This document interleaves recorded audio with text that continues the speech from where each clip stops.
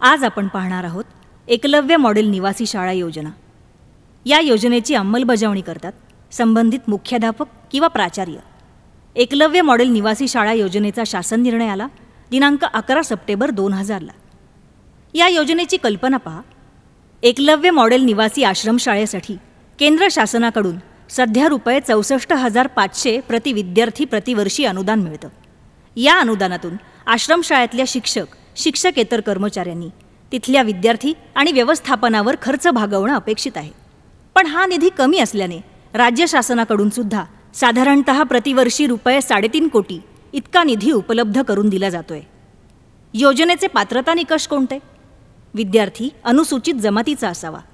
एकलव्य निवासी शाळांमध्ये CBSEच्या अभ्यासक्रमानुसार इयत्ता 6वी ते 12वीच्या वर्गात शिक्षण देण्यात येतं।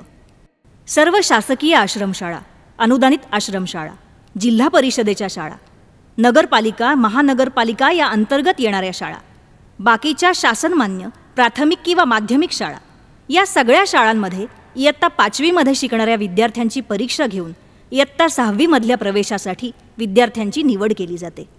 अर्जाचा मान्यताप्राप्त नमुना सगळ्या शासनमान्य शाळांच्या प्राचार्य किंवा मुख्याध्यापक यांच्याकडे अवेलेबल असतो। तो पूर्णतः विनामूल्य आहे।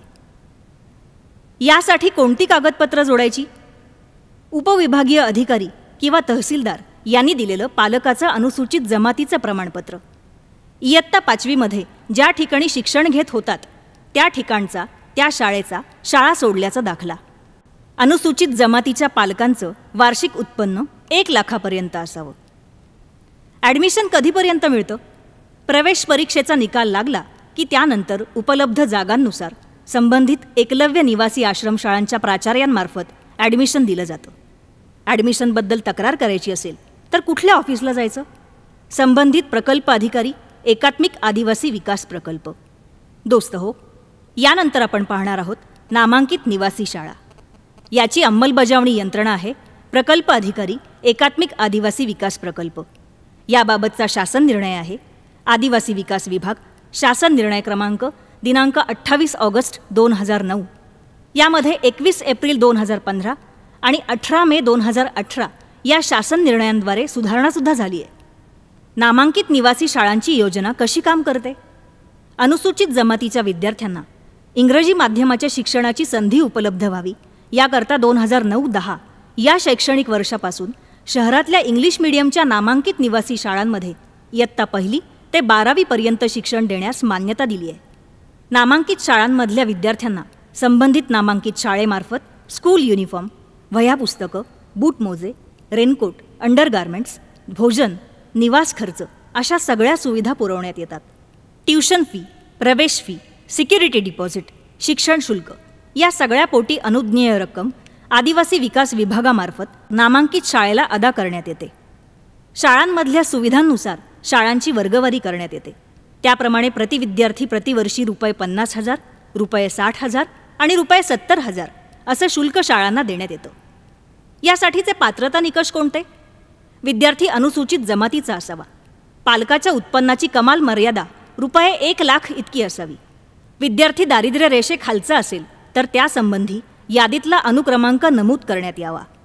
अर्जाचा मान्यताप्राप्त नमुना www.namankit.mahaonline.gov.in या वेबसाईटवर उपलब्ध आहे, संपूर्णतः विनामूल्य। कोणती कागदपत्र जोडायची? प्रत्यक्ष प्रवेश देतेवेळी पालकांचा अनुसूचित जमातीचा दाखला, उत्पन्नाचा दाखला, जन्मतारखेचा दाखला, जन्माचा दाखला नसल्यास आईवडिलांचं संमतीपत्र। मित्रहो, 2010-11 पासून सुरू झालेल्या नामांकित निवासी शाळा योजनेमध्ये 18 मे 2018ला खूप मोठे बदल झालेत। नवीन GR नुसार अनिवार्य निकष म्हणजेच शाळाविषयक निकष, वसतिगृहविषयक निकष, आहारविषयक बाबी आणि विद्यार्थीविषयक बाबी या अतिशय डिटेल्ड स्वरूपात मेन्शन केल्या गेल्यात। त्या आपण सर्वांनी वाचल्या पाहिजेत। उदाहरणार्थ, नामांकित निवासी इंग्रजी माध्यमाच्या शाळेत किमान 90% शिक्षकांचं म्हणजेच भाषा आणि क्रीडा विषयाचे शिक्षक वगळता शिक्षण हे इंग्रजी माध्यमातूनच झालेलं असावं। शिक्षकांनी तसं प्रतिज्ञापत्र देणं अनिवार्य आहे। नामांकित निवासी इंग्रजी माध्यमाच्या शाळेतून इयत्ता 10वीच्या कमीत कमी 3 बॅचेस उत्तीर्ण झालेल्या असाव्यात। शाळेच्या ग्रंथालयामध्ये किमान 100 पुस्तकं असावीत. विद्यार्थी संख्या 500हून जास्त असल्यास प्रति विद्यार्थी किमान 2 पुस्तकं तरी असावीत. संगणक प्रयोगशाळेत किमान 20 कम्प्युटर्स आणि 5 प्रिंटर्स पूर्ण वेळ उपलब्ध असणं आवश्यक आहे. शाळेची इमारत, पटांगण, वसतिगृह आणि क्रीडांगणाचं क्षेत्रफळ काय असावं?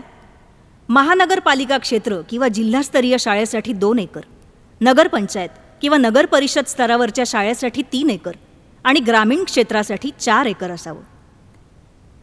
शाळेच्या शैक्षणिक संकुलाची इमारत व वसतिगृह इमारत या 2 वेगवेगळ्या इमारती असाव्यात. शाळेमध्ये कमीत कमी 2 डिजिटल क्लासरूम्स असावीत. विद्यार्थ्यांच्या आरोग्याच्या दृष्टीने पिण्याच्या पाण्यासाठी जलशुद्धीकरण यंत्र म्हणजेच आरो वॉटर प्युरिफायर विद्यार्थ्यांच्या संख्येच्या प्रमाणात असावेत. कमीत कमी 5 क्रीडा प्रकार असणं आवश्यक आहे. त्यापैकी कमीत कमी 4 मैदानी खेळ असावेत. आजारी विद्यार्थ्यांसाठी एक सिक रूम असावी. विद्यार्थ्यांच्या सुरक्षिततेच्या दृष्टीनं शाळेमध्ये CCTV कॅमेराज असावेत. प्रत्येक मजल्यावर 20 विद्यार्थ्यांमागे एक स्नानगृह आणि स्वच्छतागृह असावं. वसतिगृहातल्या मेसमधलं किचन अन्न व औषध प्रशासन म्हणजेच FDA आणि अग्निशामक विभागाकडून प्रमाणित केलेलं असावं. वसतिगृहातल्या मेसमध्ये विद्यार्थ्यांना हात धुण्यासाठी प्रति 15 विद्यार्थ्यांमागे एक वॉशबेसिन उपलब्ध असावं. विद्यार्थ्यांच्या शयनकक्षात प्रति विद्यार्थी किमान 24 चौरस फूट इतकं चटई क्षेत्र उपलब्ध असावं. विद्यार्थ्यांना पालकांसोबत संपर्क करण्यासाठी मुलांच्या तसंच मुलींच्या वसतिगृहात कमीत कमी 3 लँडलाईन किंवा मोबाईल्स असावेत. वसतिगृहामध्ये मुलींसाठी 1 आणि मुलांसाठी 1 असे एकूण 2 चौकीदार असणं आवश्यक आहे. वसतिगृहात 24 तास पाणी पुरवठ्याची व्यवस्था असावी. सगळ्या विद्यार्थ्यांना आंघोळीसाठी गरम पाणी असणं आवश्यक आहे. विद्यार्थ्यांना साबण, टूथब्रश, सॅनिटरी नॅपकिन, अंडरगार्मेंट्स इत्यादी साहित्य वाटप न केल्यास पूर्ण वर्षाच्या देय रकमेच्या 10% रक्कम दंड म्हणून आकारण्यात येईल. विद्यार्थ्यांना 2 वेळा अल्पोपहार, 2 वेळा पुरेसं जेवण, प्रत्येक दिवशी दूध आणि फळं ही पाहिजेतच. प्रकल्प कार्यालयानं एका शैक्षणिक वर्षात किमान 2दा नामांकित शाळेला भेट देऊन विद्यार्थ्यांची उपस्थिती तपासणं बंधनकारक आहे. नामांकित शाळांची तपासणी प्रपत्रानुसार होते, निकषांच्या आधारे. त्यानुसार त्यांना गुणांकन मिळतं आणि प्राप्त गुणांनुसार शाळांना शुल्क निर्धारित करण्यात येतं. म्हणूनच नामांकित निवासी आश्रमशाळा या आदिवासींच्या आदर्श शिक्षणाचा वस्तुपाठच ठरतायत याबद्दल शंका नाही.